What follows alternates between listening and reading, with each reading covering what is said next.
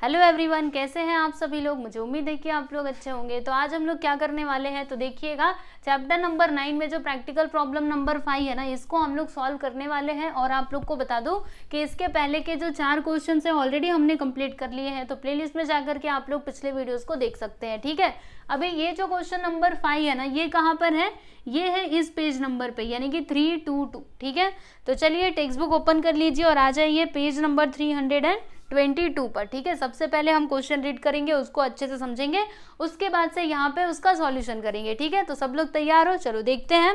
यहाँ पर देखिएगा क्या लिखा है कि प्रिपेयर फाइनल अकाउंट्स। पेंसिल ले लो अपने हाथ में और लिखाते जाऊंगे, आप लोग लिखते जाइएगा कि कौन कहाँ पर जाएगा। ठीक है, yes, prepare final accounts of Abdul traders for the year ending 31 March 2019 with the help of following trial balance and adjustment. यानी कि हमें यहाँ पे वही बनाना है फाइनल अकाउंट। ठीक है, ट्रेडिंग अकाउंट बनाएंगे, प्रॉफिट एंड लॉस अकाउंट बनाएंगे, और हम क्या बनाएंगे, तो बैलेंस शीट। ठीक है, चलिए देखते हैं यहाँ पे क्या क्या लिखा हुआ है। तो सबसे पहले यहाँ पे इन्होंने सैलरी दिया है, आप देख सकते हो। ठीक है, तो सैलरी कहाँ पे जाता है, ये जाता है प्रॉफिट एंड लॉस अकाउंट के कौन सी साइड, डेबिट साइड। तो वहां पे लिख लो profit and loss account debit side, ऐसे करके लिख लो। ठीक है, profit and loss account debit side. ठीक है, ऐसे करके लिख लो। उसके बाद से यहाँ पर आगे देखिएगा परचेस दिया गया है, तो परचेस कहाँ पे जाता है, हम जानते हैं ट्रेडिंग अकाउंट के डेबिट साइड में जाता है, उधर लिख लो TD।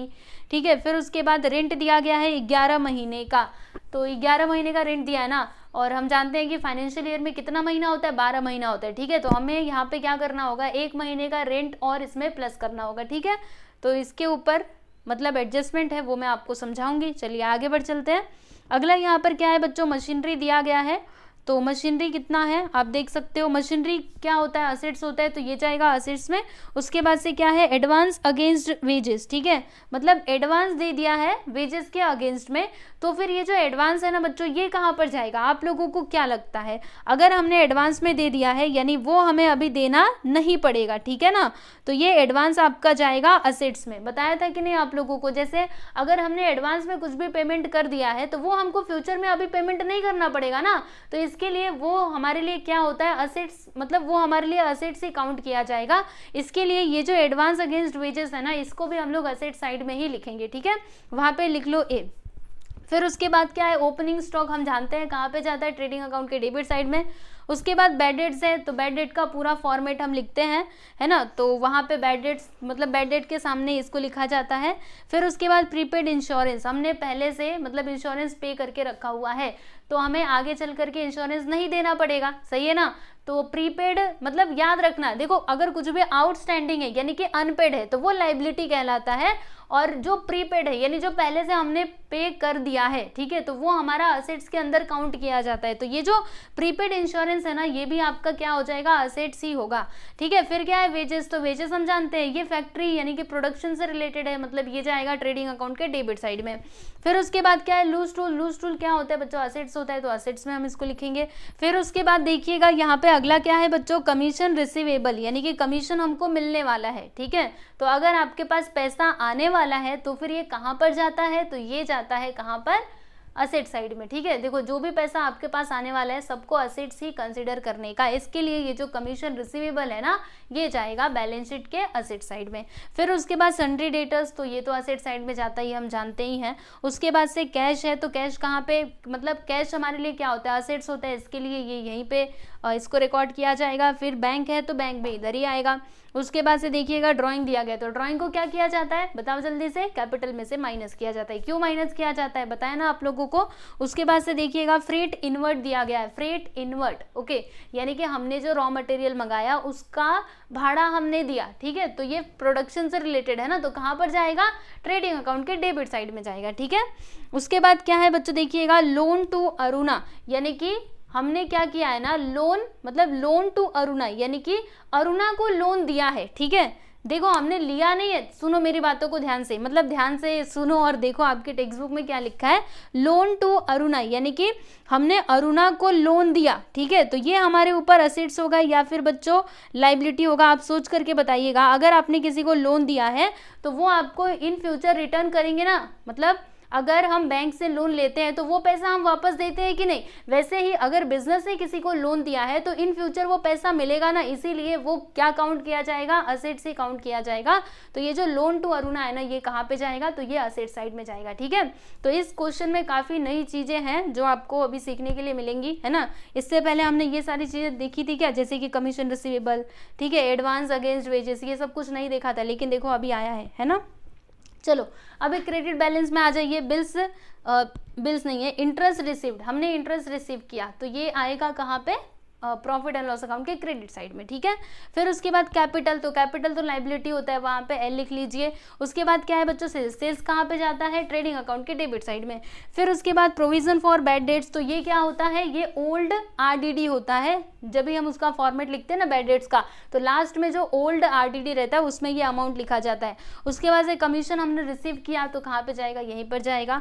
फिर बिल्स पेएबल, ठीक है, तो बिल्स पेएबल क्या होता है, लाइबिलिटी होता है। और फिर यहाँ पे लास्ट में क्या है बच्चों, क्रेडिटर्स, तो क्रेडिटर्स भी आपका क्या होता है, लाइबिलिटी होता है। ठीक है, तो ये था आपका ट्रायल बैलेंस, देखो कितना सिंपल था, है ना। चलो अभी हम लोग एडजस्टमेंट देख लेते हैं। तो यहाँ पे सबसे पहले क्या है बच्चों, क्लोजिंग स्टॉक। तो क्लोजिंग स्टॉक के दो इफेक्ट्स होते हैं ना, कौन कौन से, वहां पे लिखो। क्लोजिंग स्टॉक के दो इफेक्ट्स होते हैं, पहला जाएगा ट्रेडिंग अकाउंट के क्रेडिट में और दूसरा बैलेंस शीट के असेट साइड में वो जाएगा। ठीक है, उसके बाद से यहाँ पे दूसरा देख लीजिएगा एडजस्टमेंट क्या है, आउटस्टैंडिंग एक्सपेंसेस में सैलरीज एंड वेजेस। तो आप एक काम करो, चलो सैलरी और वेजेस को जाकर के टिक कर लीजिएगा, तभी हमको समझ में आएगा कि सैलरी और वेजेस के ऊपर क्या है, एडजस्टमेंट है। ठीक है, हमें एक लाइन छोड़ना पड़ेगा।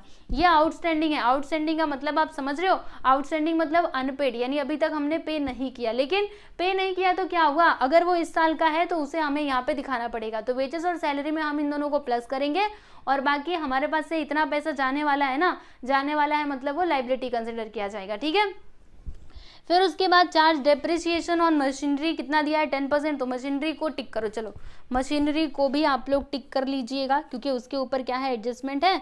और फिर उसके बाद यहाँ पे बैड डेट्स दिया गया है 2000 और फिर हमें आरडीडी भी क्रिएट करना है 5% का सन्ड्री डेटर्स के ऊपर। ठीक है, तो सन्ड्री डेटर्स को भी आप लोग टिक कर लो। तो ये है बच्चों आपका क्वेश्चन। चलिए फटाफट से इस क्वेश्चन का सॉल्यूशन हम शुरू करते हैं, लेकिन उससे पहले आपको फॉर्मेट तो बनाना रहेगा ना। तो यहाँ पे अब्दुल ट्रेडर्स ही नाम है ना, अब्दुल ट्रेडर्स। ठीक है, तो आप क्या लिखोगे, in the books of Abdul traders. ठीक है, फिर पहला अकाउंट क्या बनेगा, trading account for the year ended 31 मार्च 2019, यही दिया है।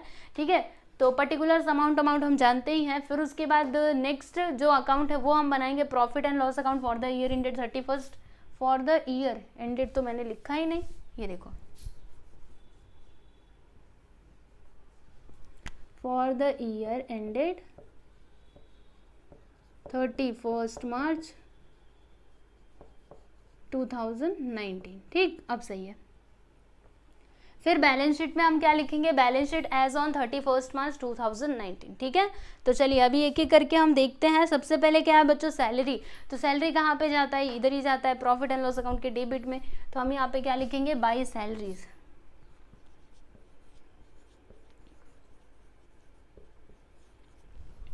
सैलरीज के ऊपर एडजस्टमेंट था ना, तो हमें एक लाइन छोड़ना पड़ेगा। ठीक है, और कितना है, 10,000। देखो साथ के साथ ना एडजस्टमेंट नहीं करने का, ओके, लाइन छोड़ दो, आराम से जाइए एकदम लाइन से, ओके। फिर आपका क्वेश्चन गलत होने का कोई चांस ही नहीं होगा। ऐसा नहीं अभी आपने सैलरी लिखा और चलो इसका एडजस्टमेंट भी करते हैं, ऐसे मत करना। पहले पूरा लिख लो फिर बाद में एडजस्टमेंट पे जाओ, आराम से करो ना। ठीक है, फिर क्या है बच्चों, परचेज। तो परचेज को हम कहाँ पे लिखते हैं, यहाँ पर लिखते हैं, हम जानते हैं। और इधर ओपनिंग स्टॉक था क्या, ओपनिंग स्टॉक शायद से इसमें नहीं था, है ओपनिंग स्टॉक है। ठीक है, तो ओपनिंग स्टॉक के लिए एक लाइन छोड़ना और यहाँ पे लिखना टू परचेज।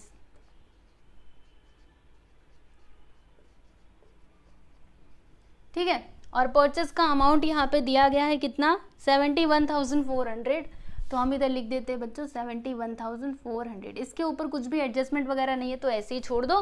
फिर नेक्स्ट वन देख लीजिएगा, क्या दिया है, रेंट दिया है, राइट। तो रेंट हम कहाँ पे लिखते हैं, प्रॉफिट एंड लॉस अकाउंट के डेबिट साइड में इसको दिखाया जाता है। ठीक है, चलिए यहाँ पे हम लिखते हैं, अच्छा बाई नहीं, यहाँ पे टू आएगा। ये देखो मैंने बाई कैसे लिख दिया, टू आएगा इधर। ठीक है, हम इधर क्या लिखेंगे बच्चों, टू रेंट।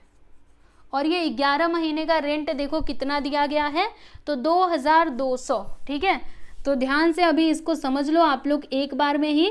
ये 2,200 कितने महीने का है, तो 11 महीने का है। फाइनेंशियल ईयर में कितने महीने होते हैं? 12 महीने होते हैं, यानी कि एक महीने का जो रेंट है ना वो यहाँ पर नहीं दिया है, तो हमें क्या करना पड़ेगा, वो एक महीने का रेंट भी हमको यहाँ पे प्लस करना पड़ेगा, ठीक है। जो अनपेड है इतना तो हमने पे कर दिया, लेकिन एक महीने का हमने नहीं दिया है तो देना तो पड़ेगा ना। तो एक महीने का कितना होगा, कैसे कैलकुलेट करोगे? एकदम सिंपल है, ये जो 2200 है ना ये कितने महीने का है, तो 11 महीने का है। तो इसको ना 11 से डिवाइड करो, फिर आपको पता चलेगा कि एक महीने का रेंट कितना होता है। तो यहाँ पर जब हम इसको डिवाइड करेंगे तो पता चला कि एक महीने का रेंट होता है 200 रुपये। तो हम क्या करेंगे, ये जो है ना इसको हम प्लस कर देंगे। ये जो अनपेड रेंट है ना बच्चों, आउटस्टैंडिंग रेंट, ठीक है, ये क्या है, आउटस्टैंडिंग रेंट है, मतलब अभी तक हमने इसको पे नहीं किया। कितना, 200। चलो जोड़ करके बताओ कितना आएगा, 2400, ठीक है। अब ये क्या था, ये तो आपका एडजस्टमेंट था, तो एडजस्टमेंट के दो इफेक्ट्स होते हैं बराबर। तो पहला तो ये आया, दूसरा इसका इफेक्ट कहाँ पे जाएगा, तो बैलेंस शीट के लाइबिलिटी साइड में जाएगा, क्योंकि वो क्या है, आउटस्टैंडिंग है ना, यानी कि अनपेड है, ठीक है। तो जो कुछ भी अनपेड यानी कि आउटस्टैंडिंग रहता है उसको हम लोग लाइबिलिटी में ही रिकॉर्ड करते हैं। तो यहाँ पर हम क्या लिखेंगे, देखिएगा, आउटस्टैंडिंग,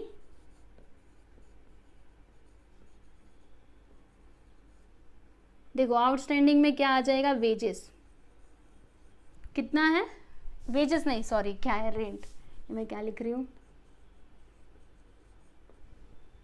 200, ठीक है, यहाँ पे लिखो 200।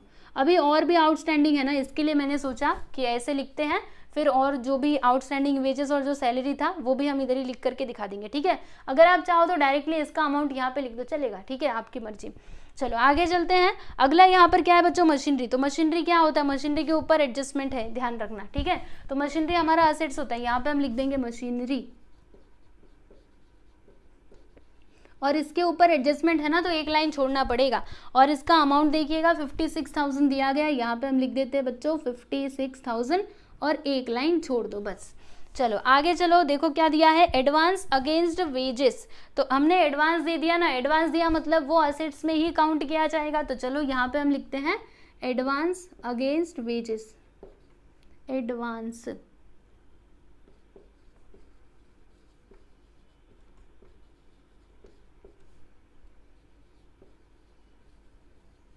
ठीक है। इसका अमाउंट देखिएगा कितना दिया है, 4000। तो यहाँ पे हम लिख देंगे बच्चों 4000, ठीक।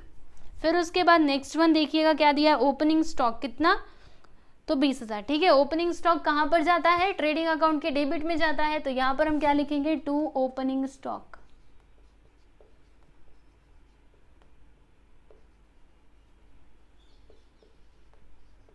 कितना था, 20,000।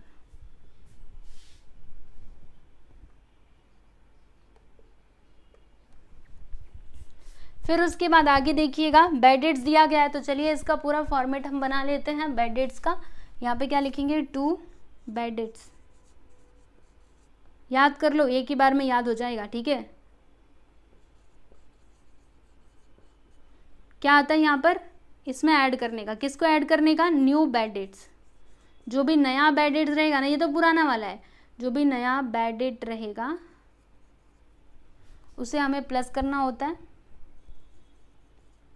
और फिर इसमें हमें प्लस करना होता है न्यू आरडीडी को, और इसमें से माइनस करना होता है ओल्ड आरडीडी को।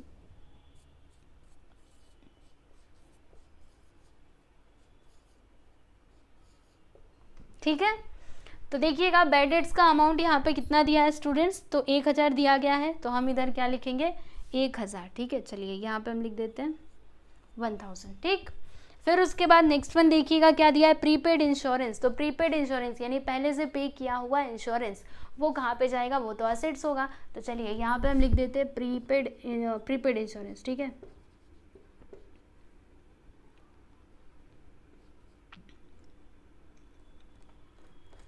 इसका अमाउंट देख लेते हैं, 2400,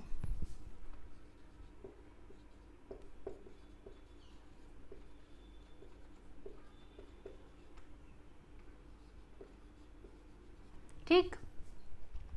नेक्स्ट वन देख लीजिएगा स्टूडेंट्स, क्या है, वेजेस। तो वेजेस कहाँ पर जाता है, हम जानते हैं ट्रेडिंग अकाउंट के डेबिट में जाता है। यहाँ पे हम लिख देते हैं टू वेजेस,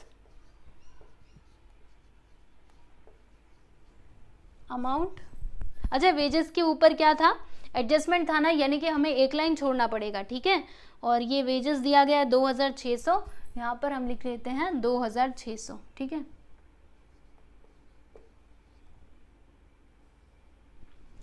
चलो आगे बढ़ते हैं। अगला यहाँ पर देखिएगा क्या है, लूज टूल्स है। तो लूज टूल्स कहाँ पे जाएगा, ये असेट्स होता है ना, तो इसके ऊपर एडजस्टमेंट है क्या, नहीं है। यहाँ पे हम लिखेंगे लूज टूल्स और इसका अमाउंट है 26,000, ठीक है। टेक्स्ट बुक में आप लोग देखते जाइएगा, ठीक है ना। फिर नेक्स्ट वन देखिएगा क्या है, कमीशन रिसीवेबल, यानी कि कमीशन हमको मिलने वाला है। तो क्या बताया था मैंने आप लोग को, अगर पैसा आने वाला है तो असेट्स के अंदर काउंट किया जाता है। इसके लिए वो जो कमीशन रिसीवेबल है उसको हम यहाँ पर लिखेंगे, ठीक है। चलिए लिख देते हैं कमीशन रिसीवेबल।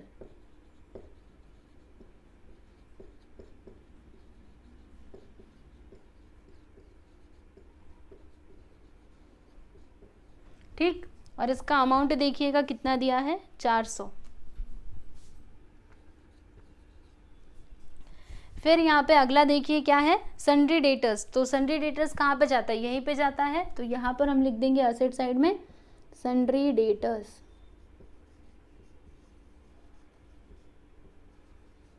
ठीक है।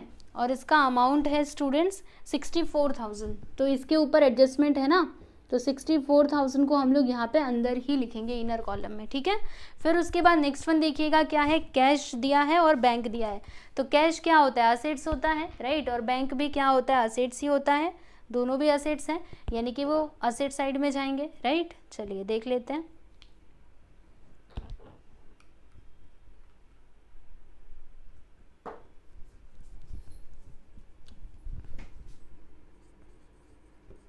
कैश और यहाँ पे बैंक आएगा, ठीक है।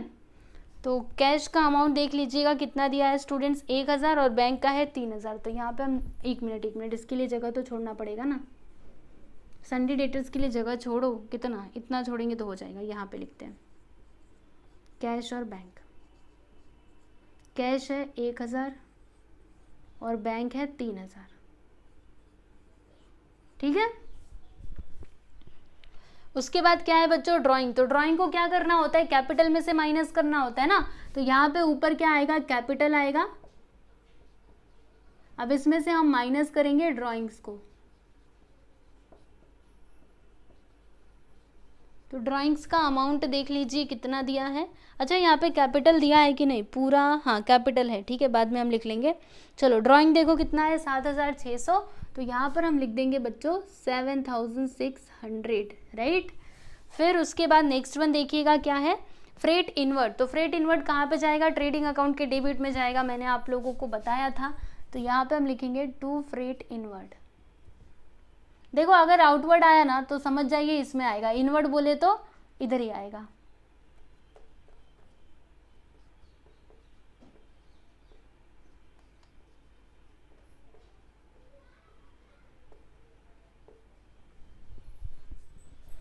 इसका अमाउंट है 1,000, ठीक है। फिर नेक्स्ट वन देख लीजिएगा क्या है यहाँ पे, बिल्स रिसीवेबल। तो बिल्स रिसीवेबल क्या होता है बच्चों, असेट्स होता है। तो यहाँ पे हम लोग लिख देंगे बिल्स रिसीवेबल।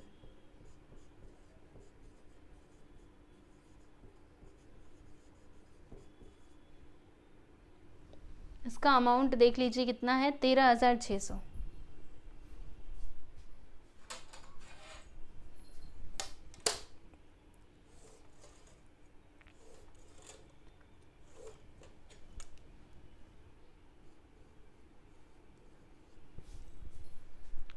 उसके बाद लोन टू अरुणा।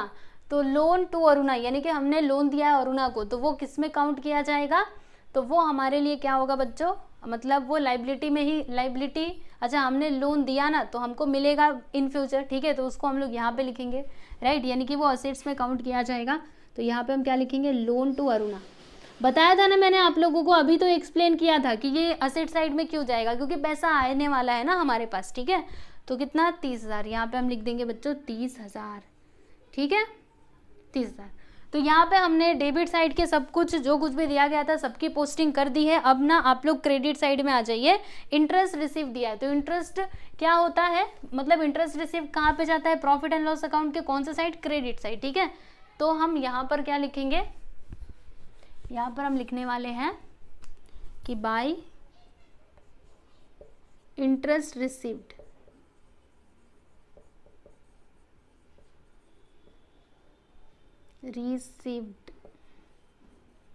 ठीक है। इसका अमाउंट यहाँ पे दिया गया है कितना, 2400।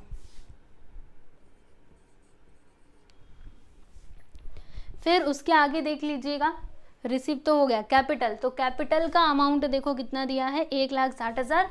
तो यहाँ पर हम लिख देंगे बच्चों 1,60,000, ठीक है। चलो अभी माइनस करके यहाँ पे अमाउंट भी लिख देते हैं, तो कितना आएगा 0 0, 10 में से 6 गया तो 4, 10 में 6 गया 4, 9 में 7 गया तो 2, और इधर 5, यानी कि 1,52,400।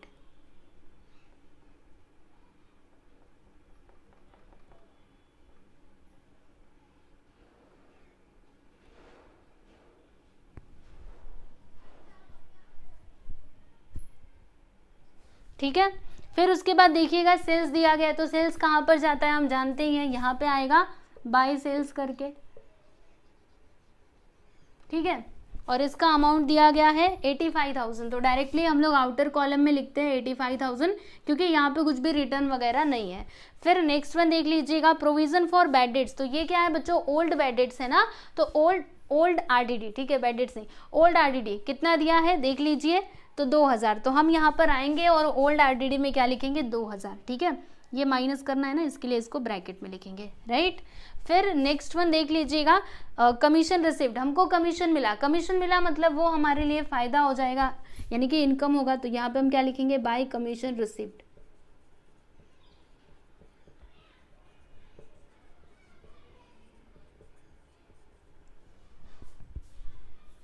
1,600।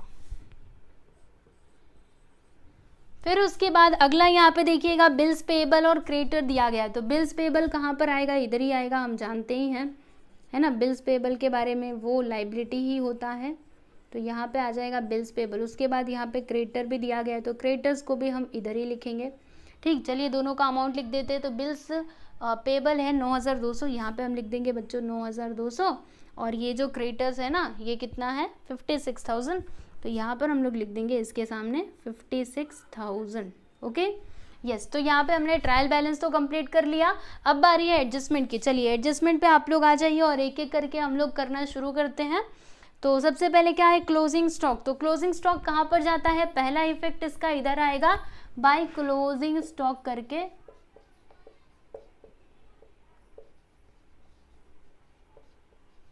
और इसका दूसरा इफेक्ट कहाँ पर जाएगा, तो वो बैलेंस शीट के असेट साइड में, ठीक है। तो यहाँ पर हम क्या लिखेंगे बच्चों, क्लोजिंग स्टॉक, और जो इसका अमाउंट है ना वो दिया गया 89,600।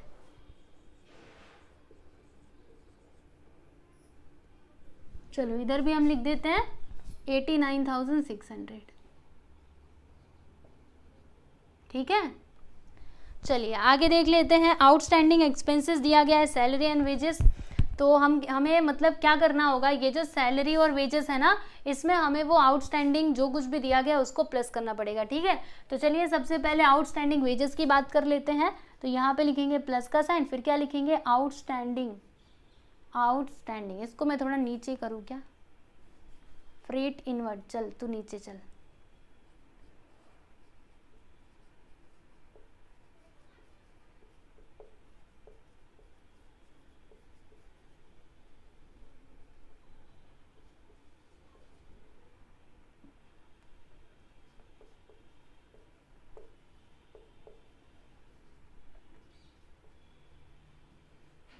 ठीक है। आउटस्टैंडिंग वेजेस कितना दिया गया है बच्चों, आप लोग देख सकते हो 4,000, ठीक है। तो यहाँ पर हम क्या लिखेंगे 4,000, दोनों को जोड़ेंगे तो कितना आएगा, यहाँ पे आ जाएगा 6,600, ठीक है। फिर आउटस्टैंडिंग सैलरी भी दिया गया है कितना, 2,000। तो चलिए यहाँ पे हम प्लस कर देते हैं, क्या लिखेंगे, आउटस्टैंडिंग सैलरीज, ओके। इसको थोड़ा ऊपर लिखना चाहिए,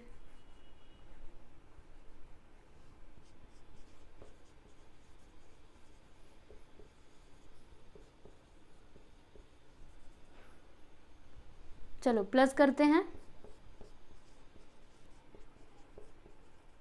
आउटस्टैंडिंग सैलरीज कितना दिया है, इसका अमाउंट देख लीजिए। तो 2000 दिया गया है, तो यहाँ पर हम लिखेंगे 2000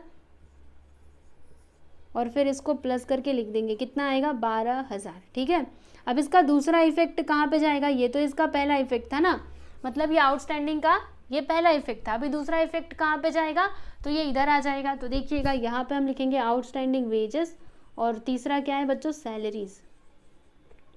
तो आउटस्टैंडिंग वेजेस कितना है 4000, यहाँ पे हम लिख देंगे 4000। आउटस्टैंडिंग सैलरीज कितना है 2000, यहाँ पे लिख देंगे 2000। अब इन तीनों को प्लस करके लिख दो, 4 2 6 6200, ये आ गया आउटस्टैंडिंग एक्सपेंसेस। ठीक है, समझे ना। आउटस्टैंडिंग ये सभी क्या है, आउटस्टैंडिंग एक्सपेंसेस ही तो है, तो यहाँ पे ऐसे लिख दो ना आउटस्टैंडिंग एक्सपेंसेस करके।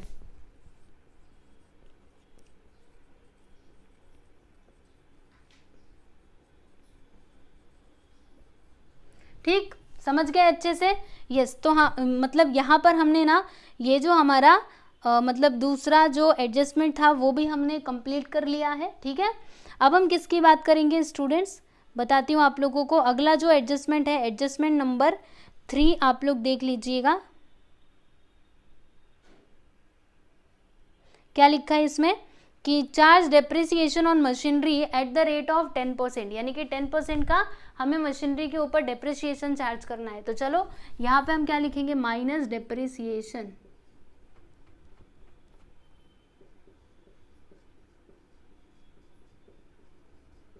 कितने परसेंट का है, 10% का, यहाँ पे लिख करके बता दो 10%। तो 56,000 का 10% कितना होगा 5600। तो यहाँ पर हम क्या लिखेंगे बच्चों 5600। ठीक है, चलो माइनस करो, तो यहाँ पे आएगा 0 0, 10 में से 6 गया तो 4, 10 में से 1 मिनट 10 में से 6 गया तो 4, 5 में से 5 गया 0, यहाँ पे 5, यानी कि 50,400 आ गया। ओके, ये क्या आ गया, ये मशीनरी का अमाउंट आ गया। ठीक है, 50,400। अब इसका दूसरा इफेक्ट कहाँ पर जाएगा बच्चों, तो ये आ जाएगा इस साइड में, यानी कि प्रॉफिट एंड लॉस अकाउंट के डेबिट साइड में, हम जानते हैं। ठीक है, तो चलिए इसको हम यहीं पे लिख देते हैं। देखो बस आप ये आउटस्टैंडिंग लिखोगे ना तो भी चलेगा, ये आउटस्टैंडिंग सैलरी लिखना जरूरी नहीं है। जैसे कि मैं यहाँ से ये मिटाई देती हूँ, देखो खाली बस आउटस्टैंडिंग लिखने का। ओके, मतलब समझ में तो आ रहा है ना। अगर मैंने ये वेजेस के नीचे आउटस्टैंडिंग लिखा है, यानी हमको समझ में आता है कि यहाँ पे वेजेस की ही बात की जा रही है। ठीक है, इसको भी यहाँ से मैं रफ कर देती हूँ। चलिए हम यहाँ पे डेप्रिसिएशन लिख देते हैं, फिर भी यहाँ पे डेप्रिसिएशन इतने में नहीं आएगा। चलो नीचे लिखते हैं, क्या करेंगे हम, यहाँ पे लिखेंगे टू डेप्रिसिएशन ऑन मशीनरी। ठीक है,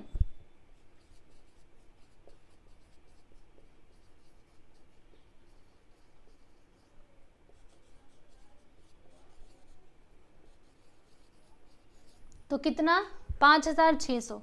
तो मैंने यहाँ पे ये डेप्रिसिएशन लिख दिया 5600। ठीक है, तो एडजस्टमेंट नंबर 3 भी यहाँ पर कंप्लीट होता है। अब बारी है एडजस्टमेंट नंबर 4 की, तो ये भी सिंपल है, करते करते अभी आपकी प्रैक्टिस हो गई होगी। तो देखिएगा सबसे पहले बैड डेट्स दिया गया है, देखो बैड डेट्स रिटेन ऑफ कितना है 2000, तो ये क्या है न्यू बैड डेट है, राइट। तो न्यू बैड डेट को हम लोग यहाँ पे लिखेंगे कितना 2000। चलो लिखते हैं, यहाँ पर मैंने लिखा 2000 बराबर। उसके बाद इधर आप लोग आ जाइए, सन्डे डेटर्स में से ये जो नया बैड डेट है ना उसे हमें माइनस करना होगा। ठीक है, हम यहाँ पे क्या लिखेंगे न्यू बैड डेट्स और इसको माइनस करने वाले हैं हम। चलो माइनस कर देते हैं 2000 को, तो कितना आएगा 62,000, यहाँ पे लिख देते हैं 62,000। ठीक है, क्लियर हुआ आप लोगों को।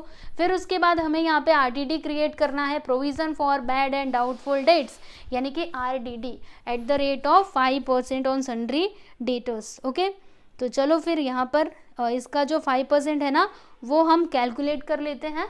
तो यहीं पे मैं करती हूँ, रुको, यहाँ पे क्या लिखेंगे न्यू आरडीडी कितना परसेंट 5%। ठीक है, चलो 62,000 का 5% कैलकुलेट करते हैं। 00 से 00 को कैंसिल कर दो, 500, 5 2 ज़ा 10, 1 आया, 5 6 ज़ा 30 प्लस 1 यानी कि 3100। तो इसे भी हमें माइनस करना होगा। चलो माइनस करके फाइनली इसका अमाउंट हम लिख देते हैं। तो कितना आएगा 0 0, 10 में से 1 गया तो 9, और 11 में से 3 जाएगा तो 8, 9 10 11 8। 5 58,900 आ जाएगा, समझे? 58,900। और फिर ये जो न्यू आरडीडी है इसे हम कहाँ पे दिखाएंगे, यहाँ पे ला करके लिखेंगे कितना, 3,100। चलो अभी इन सभी को जोड़ो, 3 2 5 1 6, यानी कि यहाँ पे कितना आया 6,100। ठीक है, अब 6,100 में से हमें क्या करना होगा, ये 2,000 को माइनस करना होगा। तो चलो माइनस करके इधर फाइनली अमाउंट हम लिख देते हैं 4,100। ठीक है, ये भी कर लिया हमने। मतलब यहाँ पे सारे जो भी एडजस्टमेंट दिए गए थे सबके सब हमने कंप्लीट कर लिए हैं, आप देख सकते हो, है ना, काफ़ी जल्दी हो गया। ये छोटा सा ही क्वेश्चन था। चलो अभी हमें क्या करना है स्टूडेंट्स, टोटल करना है। ठीक है, चलिए तो कौन सा वाला साइड ज़्यादा आएगा एक बार देख लेते हैं। 85,000 89,600 तो कितना आएगा, ये तो 006, ठीक, 9 5 8 8 16 1 17, यानी कि 1,74,600 ये साइड का टोटल आएगा और इधर साइड का टोटल कितना आएगा, तो 20 1 21,000 और ये रुको 21,000। ठीक है, फिर 71,400 और ये 6,600।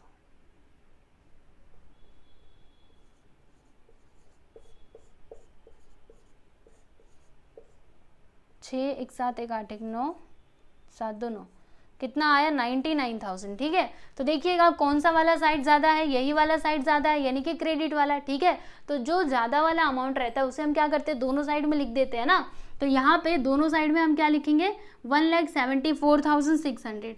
तो ये लीजिए मैंने लिख दिया 1,74,600 ये साइड, और इस साइड में हम लोग क्या लिखेंगे बच्चों, 1,74,600 बराबर। अभी हमें बैलेंसिंग फिगर यानी कि ग्रॉस प्रॉफिट हमको फाइंड करना पड़ेगा। ठीक है, देखो अगर क्रेडिट वाला साइड ज़्यादा है डेबिट वाला कम है, यानी हमको प्रॉफिट हुआ, तो कितने का प्रॉफिट हुआ इसमें से माइनस करो, अभी पता लगेगा। चलो माइनस करके देख लेते हैं, तो कितना माइनस करना पड़ेगा, 99,000 को 9 4 13 एक आया। फिर अच्छा माइनस कर रहे हैं ना, एक मिनट मैं तो ये प्लस कर रही हूँ, 5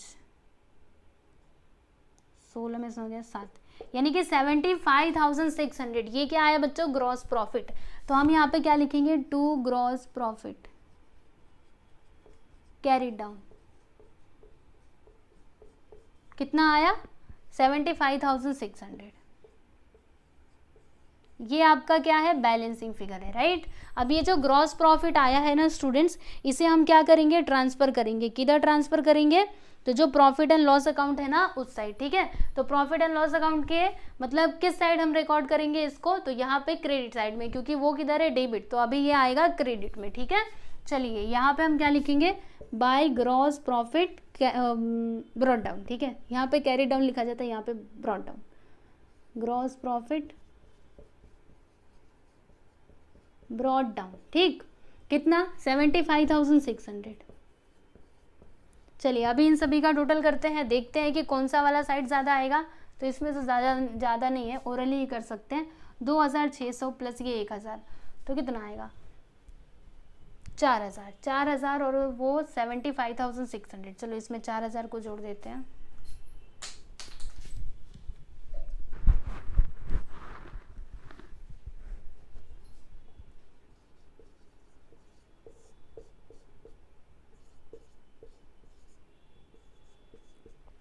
$79,600। ठीक है, इस साइड का टोटल करके देखते हैं, 12,000 और ये 5,600 2,400 4,100, रुको 2,400 5,600 तो 5 2 7 एक 8,000 और ये 12 8 20,000 20,000 और ये 4,100 24,100। ठीक है, तो देखो इस साइड का टोटल कितना है बच्चों, 24,100। तो आप ही सोच करके बताइए कि कौन सा वाला साइड ज़्यादा है, ये वाला कि ये वाला।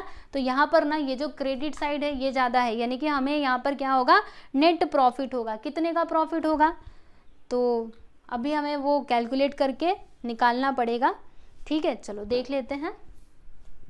पहले मैं ये अमाउंट दोनों साइड में लिख दूँ, 79,600।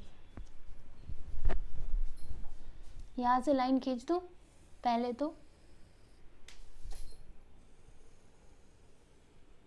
ठीक है, लाइन काफ़ी अच्छी जा रही है मेरी तो।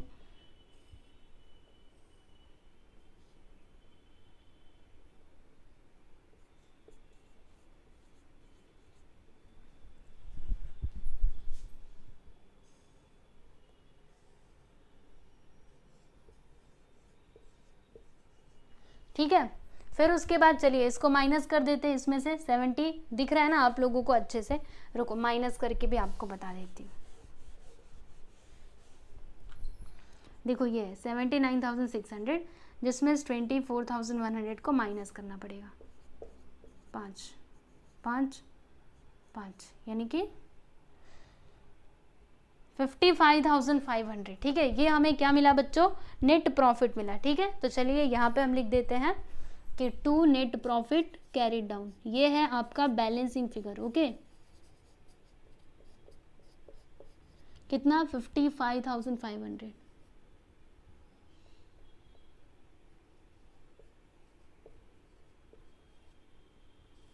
इसको एक सर्कल में कर देते हैं। ठीक, तो यहाँ पे हमने ये प्रॉफिट एंड लॉस अकाउंट भी क्लोज कर लिया है, आप देख सकते हो। ठीक, सिंपल था ना। चलो अभी बारी है बैलेंस शीट की। बैलेंस शीट भी अभी फटाक से टैली हो जाएगा, मुझे नहीं लगता कि यहाँ पे कुछ गड़बड़ होने वाली है।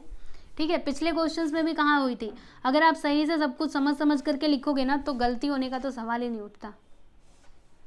बस आपको पता होना चाहिए कि कौन कहाँ पर जाएगा। ठीक है, फिर आपका आंसर एकदम राइट आएगा।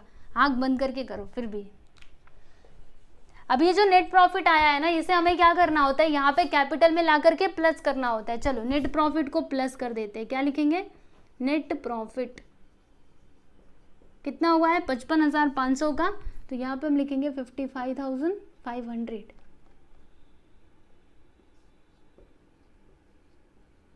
चलो जोड़ते हैं,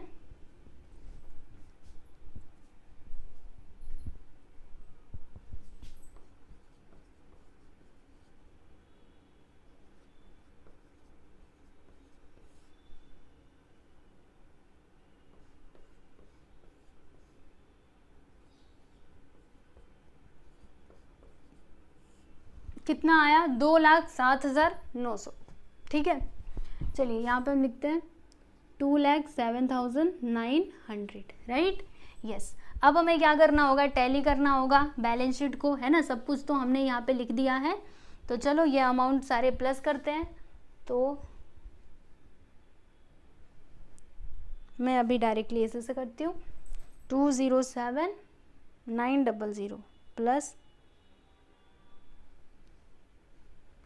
6,200 प्लस 9,200 प्लस 2,79,300। उस साइड का भी टोटल करके देखते हैं कि इतना ही आता है या फिर और कुछ।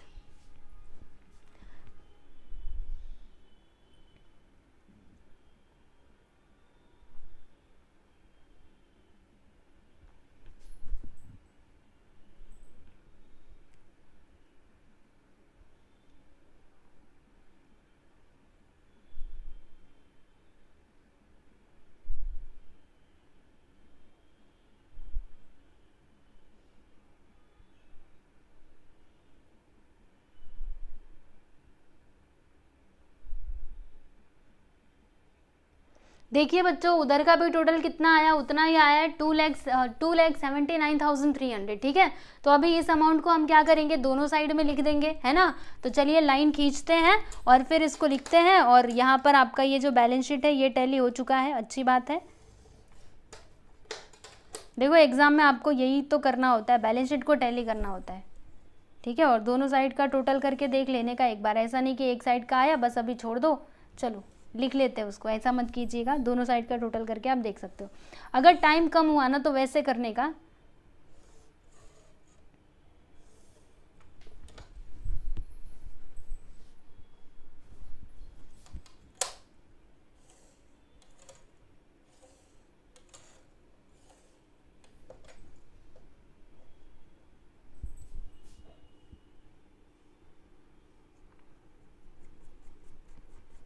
चलिए कितना आया है, 2,79,300। यहाँ पे हम लिखते हैं कि 2,79,300। ठीक, फिर यहाँ पर भी 2,79,300।